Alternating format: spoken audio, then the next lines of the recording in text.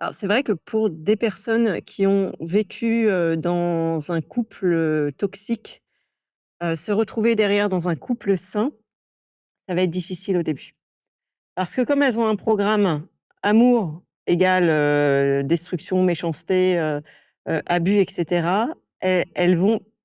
peuvent être agressives avec la personne saine, tu vois? Mais quand une personne qui sort d'une relation toxique a pris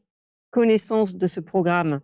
et est en train de mettre en place des solutions pour justement le désengrammer et que quand elle est en couple avec la personne qu'elle aime et qui est vraiment bienveillante avec elle et qu'elle sent que ces vieux schémas se déclenchent, ça va être à elle, en fait, de mettre de la conscience dessus, de prendre beaucoup de temps seule pour digérer ses émotions, pour accepter que, ben, en fait, ce qu'elle est en train de vivre, elle a le droit de le vivre et que c'est bon pour elle, tu vois? Tout en faisant un travail, généralement, il faut être accompagné, tu vois? À faire tout seul, c'est pas évident. Mais en étant accompagné, bah, en fait, il y a plein de personnes qui ont vécu des relations toxiques qui derrière construisent un couple, merveilleux et qui se disent: «Mais je savais même pas que c'était possible de vivre ce type de relation».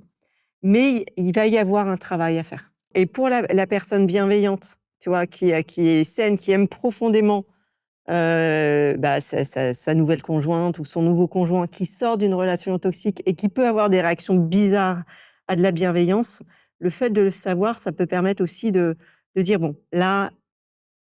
elle est blessée», tu vois? La prendre comme une personne blessée et sa réaction est démesurée, mais ce n'est pas contre moi, tu vois? Par contre, il faut en parler en couple et dire: «Tu vois, là, dans cette situation, j'ai pas compris ta réaction et je ne t'en veux pas. C'est juste, qu'est-ce qu'on pourrait mettre en place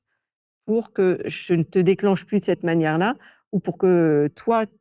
tu mettes en place à l'intérieur de toi des réflexes pour ne plus être déclenché, par ce truc-là. Donc la communication, tu vois, est primordiale et la communication avec en disant ce que l'on ressent.